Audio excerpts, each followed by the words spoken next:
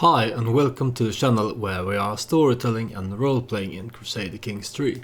This is my House Korp series and we are playing as King Askell. He is the third king in the Korp line, king of Sweden, Norway, Denmark, Frisia and England at the moment. This is a roleplay, so we're basing our decisions on my character's traits and most importantly on the character I am developing for him during the storytelling parts.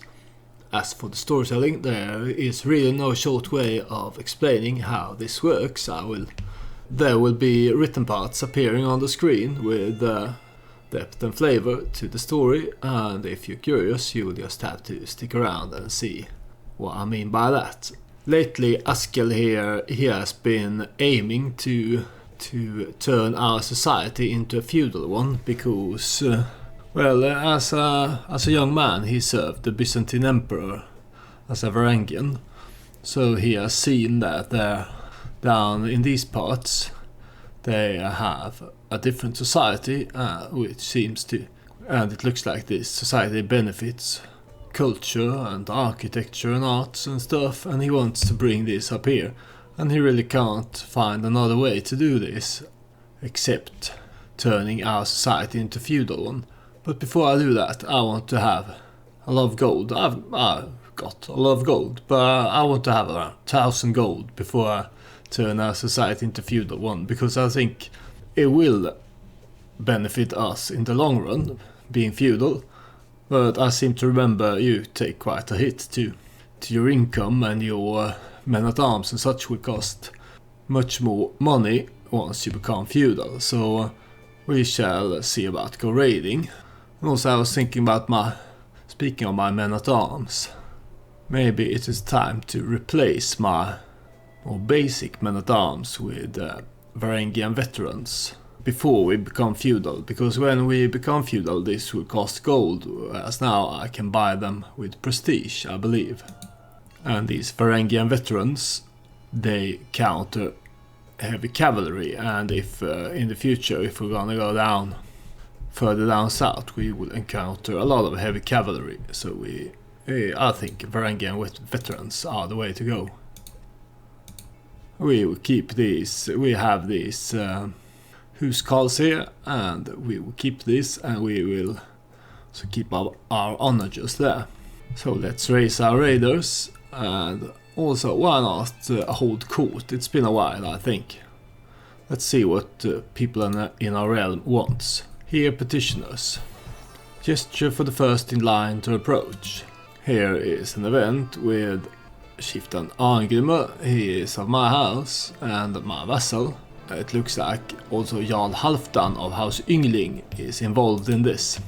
Let's see what they want. The air is thick with anticipation as my vassal Chieftain Arngrimer approaches me. My lord, I come with grave news, but with a solution to fix this problem. It's become increasingly clear that the Norse and Norse are becoming more, perhaps even too similar. It's paramount that we show them that it's us, Norse, who are the forefront of innovation. So Norse is our old culture, Norse is the name of our new culture, and it is a hybrid culture with Dutch. So I can hold a festival to celebrate our rich Norse culture, or I can arrange for an exhibit to show off our grandest accomplishments, or there's no need for us to exercise superiority over other cultures. So these first ones will in varying degrees increase Chieftain Arngrimer's opinion of me and give me prestige, but decrease the cultural acceptance between Norse and Norse. Well, I think that the king, the personality I have developed for him during the storytelling parts, and also him being a shy man, will lead me to this. There's no need for us to exercise superiority over other cultures. Yeah. My vassal Jarl Halfdan stands before me, a concerned expression on his face. My lord, for trivial and preposterous reasons, my heart bleeds for the miserable conditions which my poor to be released. There seems to be a word missing here, doesn't it? Which my poor to be released. It doesn't make sense, does it? My heart bleeds for the miserable conditions. That makes sense. Which my poor to be released. That doesn't really make sense. This seems broken. Or who is Jarl Halfdan? Oh, he is the Yngling Jarl. I really don't get this this event. It looks broken to me, unless I am just stupid. This first one will give me stress because I'm vengeful. So maybe it's just I'm holding some relative of his imprisoned, or I can just say dot, and he will lose opinion of me. Someone else will gain opinion. I can gain dread, and since I don't get this event, and since this is really what this King Askell here, he is shy and doesn't really, his personality is that he doesn't really understand why people, or humans as he called them, do as they do, or why they are squabbling and gossiping, and he doesn't understand the socializing. And so his reaction to this is almost always, I really don't care about your squabbles. And here is personal matters. My son-in-law Jarl Bragi comes forward apprehensively escorted by his wife Gyda, who seems in bad temper. So this is my daughter Gyda. She's been featured a lot in the storytelling. She's my eldest living daughter. She's sadistic, patient, and ambitious. A woman who knows how to get ahead in this world, and she is married to her cousin here, Jarl Bragi. She spouts up, "My lord, Gudja Saga is trying to seduce my husband, an affront to Odin. She has never liked me, it must be her." Bragi is clearly embarrassed to have this aired so publicly and can barely bring himself to meet my eyes. So I've had this event in court many times by now. There's some marital squabble. Some jealousy here. And the king, he as always in these cases, went with "is there no proof?"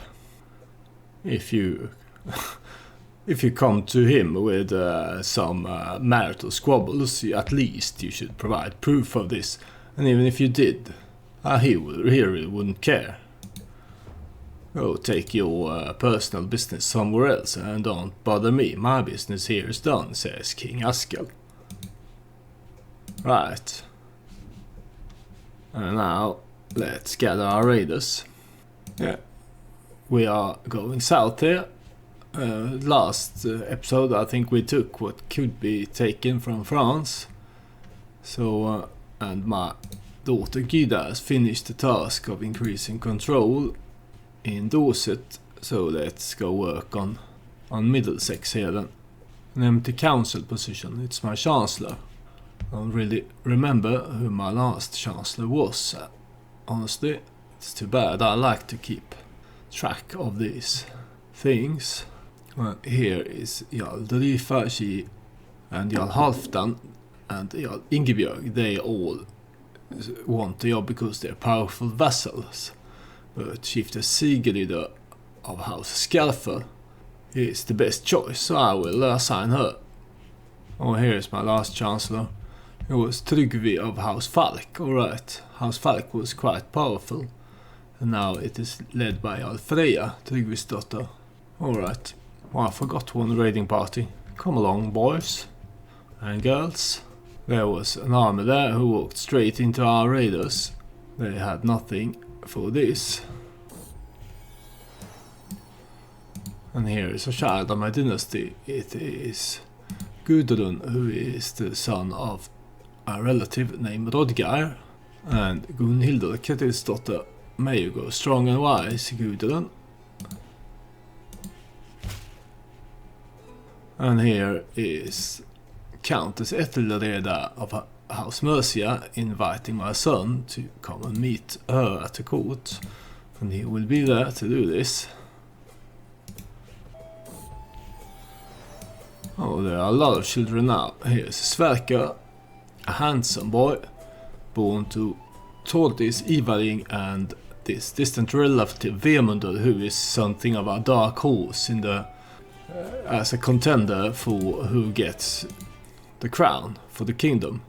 The king is considering voting for him because he took him in as a ward and he likes him, and also his currently favored heir, his son Starkadr, who is a content man. He is not really too keen on the crown. He will accept it if that is what the king wants, but at the same time he is not. He's kind of trying to convince the king that someone else should take the crown. Oh, my level of splendor increased. Does this mean that I can have a new legacy? It should mean that I should be able to have one soon, at least. And here comes our raiders through the Straits of Gibraltar. And here is my granddaughter, Order. She is named after my aunt, who was important for our grandfather. She is a quick and pretty girl who is the eldest daughter of my player and son. And she has an event here with me as a guardian. What in the world has happened to my granddaughter Order? She is all bruised and beaten, and she refuses to name who did this to her. Was it an older child, or did she pester a noble to the point of fury? Now she has all but stopped talking and constantly hides away when there's people nearby. Poor girl. So she's friends with Jarl Gudrun, Rörik's daughter. But I don't think that this is in this event. Dear girl, you don't have to talk to anyone if you don't want to. And she becomes shy like me. Or I can make her paranoid by saying there are enemies everywhere. Or you should have run away, child. Oh, I think that this is the obvious choice for the king, he himself being a shy man. And he agrees. You don't have to talk to anyone if you don't want to. But that means that she's having this diplomacy education. And it really doesn't look like she is inclined towards diplomacy with being shy. So maybe an intrigue education or learning. Yeah, maybe she's more inclined towards a learning education with being shy. And King Askell himself, being a learned man and highly values this wisdom and learning, will try to mold her into that. And now Auder is pursuing the art of scholarship. Right, here is some quite a large force actually. Could threaten my raiders. So maybe I should take them off from there. Yeah, let's try to not mess with those 2,500 men there if we don't have to. Though it looks like they are going the other way. They are probably not hostile. They are probably in a war down here. So let's see where they are going. Raid or trade? I meet this Emir Abu Bakr. As my troops now prepare to sack the lands of Orania, our first scouts report back. It seems the local towns are rich, but many are heavily fortified, and we could well be caught out by vengeful armies before we can break into the juiciest targets. All is not lost. The art of good raiding is all in exploiting opportunity, and we could perhaps arrange a trade and tribute in exchange for staying our blades. So I can try to negotiate this trade deal, or I can continue raiding, or I can say what kind of lily-livered feudal coward makes money without raiding. Often the times these, I don't think I've ever had someone accept this, and it means we will get a truce and just a little bit of loot. So it's probably much better to raid, but I really would like to see what happens if someone at some point accepts this. Oh yeah, my offer was rejected. They always reject this. I don't know what needs to happen for them to actually accept this offer of trading. But I would be curious to see what happens if they at some point do. And here we are, just cruising around in the Mediterranean, having a lovely time raiding all undefended or poorly defended territories down here.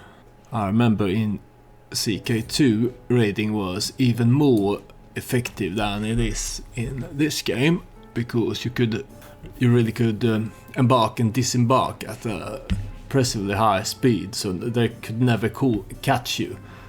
It's more risky here, and I think it's good that it's a slightly higher risk for the reward it gives. But here is an event, mark of distinction. As the renown of my dynasty grows, familiarity with the glorious Korp procedure spreads too. My family's device is now recognized in the regional circles of nobility, counted highly amongst the prominent Norse bloodlines. So this is how it goes, because I was kind of disappointed that my dynasty banner and such wouldn't stand the test of time, because you get better banners by raiding and you can create better banners. But as it should be, as our house name's prestige increase, so does the value of our dynasty banner. So let's go to court here and take a look at, and here is also something happening in court. So I have this Korp tapestry here. I have this excellent tapestry, and I also have this Prydain dynasty banner. I'd rather have my own. Its effects are quite similar, but I'd much rather have my own dynasty banner hanging there. Right, and while we're here, let's take a look at what this little girl here, Ljudsvind Immason. She is the daughter of two unimportant courtiers. What do you want, little Ljudsvind? She is a robust girl, colorful talent. I find my courtier Ljudsvind sitting on the floor, surrounded by spilled paint and pieces of canvas for the third time this month. My courtiers whisper about her being an artistic genius in the making, but the servants complain about scrubbing the floors free of paint in the wake of her inspirations. Her genius will be nurtured. Right, Ljudsvind, what can we do with you? I know exactly who should educate Ljudsvind. My brother Ulfkel, who had this same event when he was a kid. So he was also an autistic boy, and he was very important in creating the artwork and the aesthetics for our reformed religion. So little Ljudsvind, where are you, little Ljudsvind? Ljudsvind. Can I not offer wood? No. Well, let's have my court musician and half-brother educate Ljudsvind. Then he, as a musician, he is also a man of the arts, so that should be fitting. I will want to see what happens. I will follow this random low-born girl, Ljudsvind here. Let's mark her as important. Maybe it can come in handy for some good storytelling later down the line. Here we are raiding in Tunisia. I was here once in Sus a long time ago now, but it was a nice place. I don't suppose I can go there without taking attrition. No, I can't. But I can raid along the coastline, and I definitely will do that. Beyond boundaries. Countess Asta again. She has been featured a lot lately as well. She's my steward. Damn Count Bernard and his thieving lackeys. My steward stutters out the message that, with bald-faced gall, those thugs coerced the common folk of Westjortland into surrendering wealth that was meant to go to me. Countess Asta has my functionaries poised to collect our usual fees, but already I foresee the widows wailing, children starving, and poor families being cast out from their homes. 1,000 curses upon Count Bernard's greedy soul.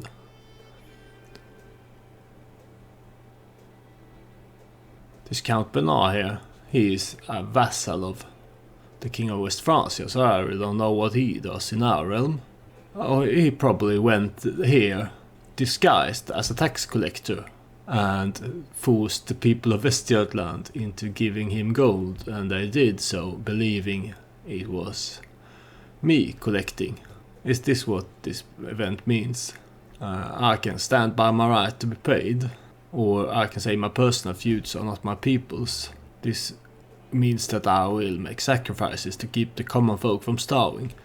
Well, in storytelling pieces, especially late in the latest episodes with Asta and when they were building an aqueduct up in Dal, my character revealed himself as someone who actually cares for the common people. And it's not like we have any shortage of gold here. So I will remember this Count Bernard here as a thieving bastard, but I will not take it out on my people. A poetic friendship. There's I, King Askel, and here's Vemundur Edlason, my friend, and there's also a trinket and a man named Beofrit of House Dal. Askel, my dear friend, I was once again reminded of your victories against Beofrit, so I decided to write a poem about your triumph, Vemundur says, clearing his throat. Anger for Sweden, a work of poetry dedicated to King Askel's victory over the brash Beofrit, written by Askel's good friend Vemundur. So Beofrit, he was the peasant leader, right, that we defeated in England. And here is Vemundur now. He has become a poet, and he has written this poet that goes: Though conflict brings wrath to all some day, our hero lives to enter the fray. Then all shall tremble as he takes field, his skiting blows too harsh to heal.